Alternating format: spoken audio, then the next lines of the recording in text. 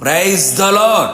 సర్వజగత్ రక్షకుడైన క్రీస్తు యేసు పేరట మీ అందరికీ రక్షణ, స్వస్థత, సమాధానం, ఆత్మానందం, ఆత్మాభివృద్ధి కలుగునుగాక. ఈ దినపు యేసయ్య జీవపు మాట సమూయేలు రాసిన మొదటి గ్రంథం 16వ అధ్యాయం 7వ వాక్య భాగం.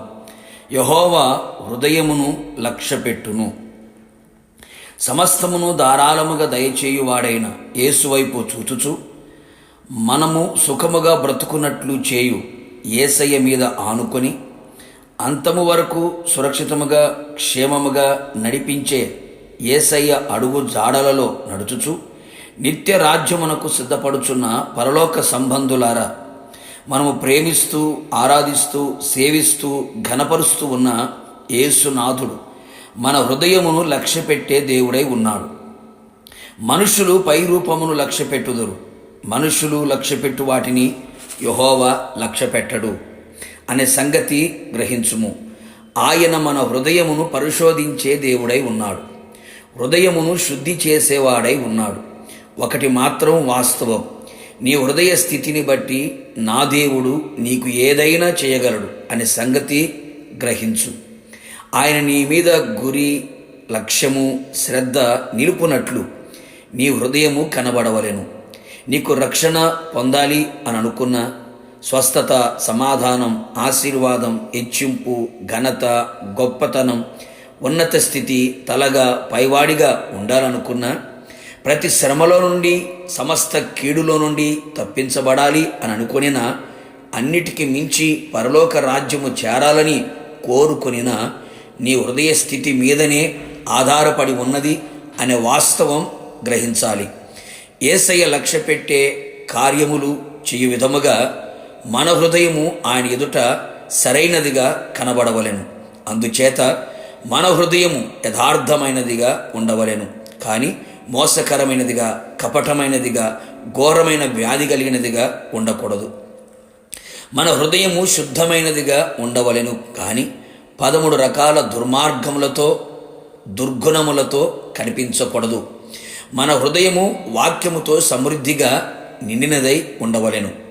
మన హృదయములో యేసయ్యను ప్రభువుగా ప్రతిష్ఠించవలెను. క్రీస్తు అనుగ్రహించే సమాధానం హృదయములో ఏలుచుండవలెను.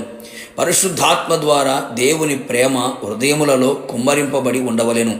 కీర్తనలతోనూ, సంగీతములతోనూ, ఆత్మ సంబంధమైన పాటలతోనూ హెచ్చరించుచు హృదయములో ప్రభువుని పాడుచు కీర్తించుచు ఉండవలెను. విశ్వాసము ద్వారా క్రీస్తు హృదయములలో నివసించవలెను. హృదయములో దేవుని అందలి భయభక్తులు నిలిచి ఉండవలెను. ఇట్టి విధముగా మన హృదయము ఉండునట్లుగా మన హృదయమును సిద్ధపరచుకొనిదము. నిశ్చయముగా కృపా కనికరము గల దేవుడు నీ హృదయమును లక్ష్యపెట్టును. నీకు రావలసిన, కావలసిన, పొందవలసిన సమస్తమును ధారాళముగా అనుగ్రహించును. ఆయన రాకడ కొరకు నిన్ను ఆయుత్తపరచును. ప్రార్థన. ప్రేమ, కృపా కనికరము కలిగిన నా ప్రియ పరలోకపు తండ్రి, నీ పరిశుద్ధమైన పాదములకి కృతజ్ఞతాస్తుతులు చెల్లించుచు ఉన్నాం.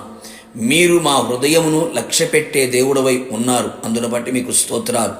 మనుషులు చూచినట్లుగా పై రూపమును మీరు చూడరని, అంతరంగమును పరిశోధించగలిగిన దేవుడవని మరొక్కసారి మా ఎదుట మీరు ప్రత్యక్షమయ్యారు. అవును ప్రభువా, మా హృదయము మీ ఎదుట సరైనదిగా కనబడినట్లుగా మీరు లక్ష్యపెట్టి శ్రద్ధ నిలిపి గురి నిలిపే అనుభవంలోకి మా హృదయము కనబడినట్లుగా అట్టి యథార్థతని, ప్రేమని, పరిశుద్ధతని ప్రభు మా హృదయములో మీరు కలుగు చేయండి. మీరే మా హృదయములో ప్రభుగా ప్రతిష్ఠించబడినట్లుగా, మీ ఆత్మ చేత నడిపించబడినట్లుగా మీరు సహాయం చేయమని కోరుతూ ఉన్నాం. మా హృదయమును మీరు లక్ష్యపెట్టినట్లుగా, మీ ద్వారా కలిగే ప్రతి ఆశీర్వాదమును మేము పొందుకొని మీరు అక్కడ సిద్ధపడినట్లుగా కృప మెండుగా నిండుగా దయచేయమని యేసు నామములో అడిగి పొందుకొని ఉన్నాము తండ్రి, ఆమేన్.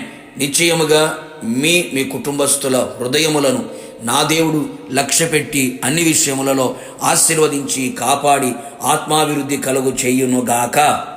God bless you.